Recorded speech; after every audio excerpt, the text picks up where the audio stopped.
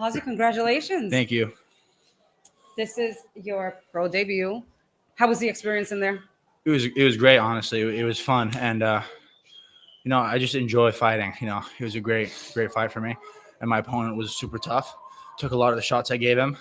That's why I kind of resorted to I felt him clinch early, and I knew that was his game. Big right hands into the clinch.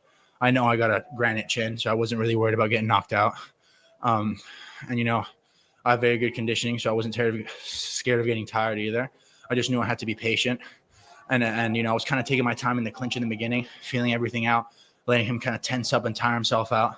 And that's when I found that opening in the second round to take it to the floor and just, and that's due to film study too, we'll just watch hours of film on the guy, learn his tendencies, learn what he wants to do in the clinch, learn how he reacts once he gets taken down, More than anything, I think it's just about fight IQ and knowing your opponent.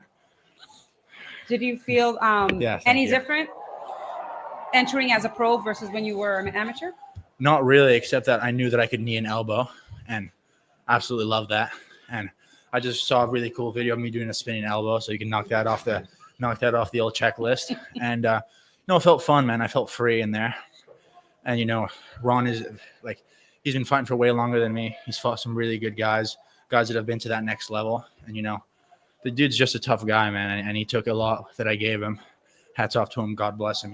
He was a great first opponent for my pro debut. Guys usually take 1 in 55 dudes, and then they quit in the first 30 seconds. And I'm glad that I didn't get that because, I want experience, and that's just all I got to say, really. Was there anything that he did that you weren't expecting? Not really. I kind of knew what he wanted. I just I fall so in love with just the power and trying to knock people out, that I definitely have to work on being patient. But the thing is that I say that, but then I saw him stun a good amount of time. So with that being said, he's a veteran. He's been in so many more fights than I have in the cage, that is. So, he had all that experience backing him up on what to do and how to recover. And, just hats off to him. And, I think I did a good job of maintaining keeping, getting out of the way, being el matador to the toro, even though I'm the toro. In the end there, I kind of showed why. Try to blitz in with a really good karate blitz. My coach, Nick and Devin, really been working with me for a while. And he kind of caught me in that clinch. And, I really didn't feel the threat of a takedown. And he mentioned earlier in his interview that he thought he was going to be stronger than me. But I'm a big boy, man. I'm a lot stronger than people think. And, that's just it, really. What did this fight mean to you? Everything. I love fighting, and it's not what it means to me. It's what it means to the people around me. When I go out to fight, I was talking to Devin, my coach, about this. I don't fear getting knocked out or submitted. I don't fear that. I just fear losing. I fear losing and disappointing the people around me, even though I know they'd be there for me. But, I hold myself to a higher standard of a fighter that if I were to lose, it would shatter me and the people around me. So, you talk the talk, you got to be able to walk the walk, So most people for the pro debut, they fight someone else on the pro debut, or maybe 1 or 2 fights. What made you want to fight something like that?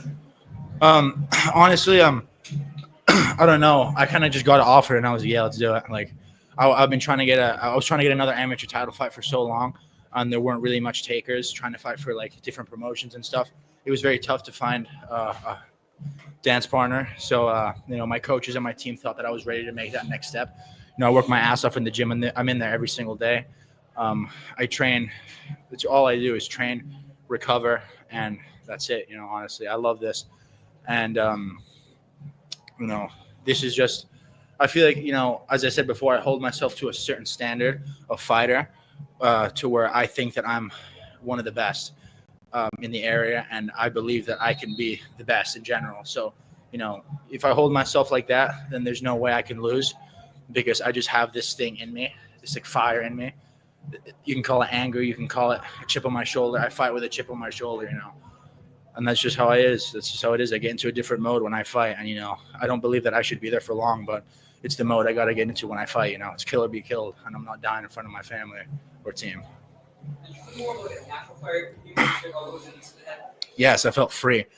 and I was trying to work that tie clinch up the middle, and I just missed it. You know, I was really cautious. Sometimes I'm cautious in that tie clinch in MMA just because guys like Ron scrappy dudes that try to make it ugly. You know what I mean? Like in that pocket. You know, send those overhand power shots. And, you know, I wasn't really surprised. Like his power didn't really throw me off. You know, I've been hit way harder and I know I can take it. Like I'm not a bitch, so I can take it. So, it's just fighting smart, you know, like that's something that I've really adapted to. It's fighting smart. I love fighting in general and duking it out, but, you know, being smart is also good for me and my health and my longevity. So you doing like 5 head kicks, 4 massive. For real, tell me about it. Were you surprised that it didn't go down? Yeah, I was surprised they usually go down or like fall to a knee. I was like, shit, you know, I gotta fucking get in the weight room or something, dude. Like, I don't know. I hit mad hard too, dude. Like, I was like, fuck. But still, you know, hats off to him. Tough as nails, man. You know, fucking rightfully so.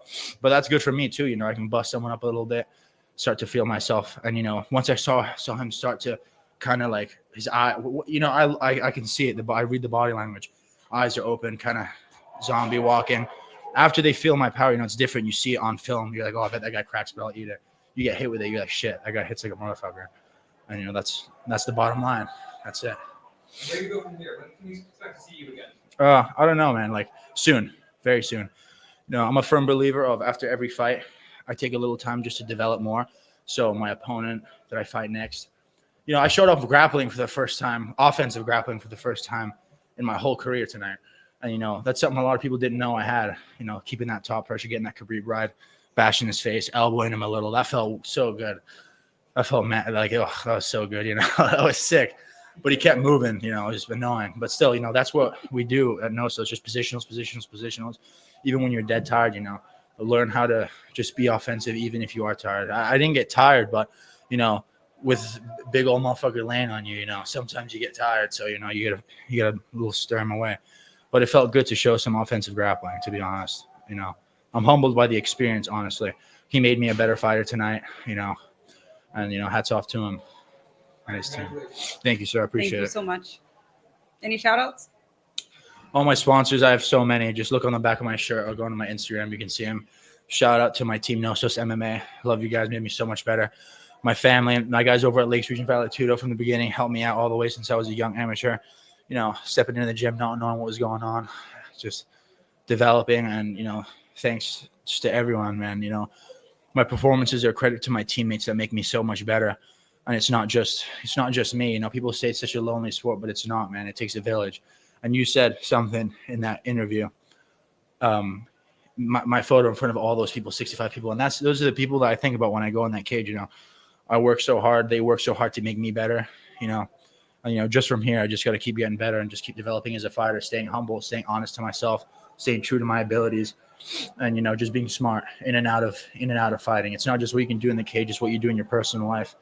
You know, I think it's important to have a balance, but also work every single day. You know. Thank you, guys. Awesome. Thank you. I got one more. What's up, my man? I asked this question yesterday. I didn't get it. I didn't get the answer. What are your thoughts on the Wizard? On the Rizzler, I think he's great for the community. I'm a big fan. I know Jared St. Jean, one of my teammates, is a huge fan. If you look at his last Combat FC performance, he did a little Rizzler dance. So you guys can go check that out. His pro debut coming up on February 28th for Combat FC. Thank you guys. Appreciate you. Thank you.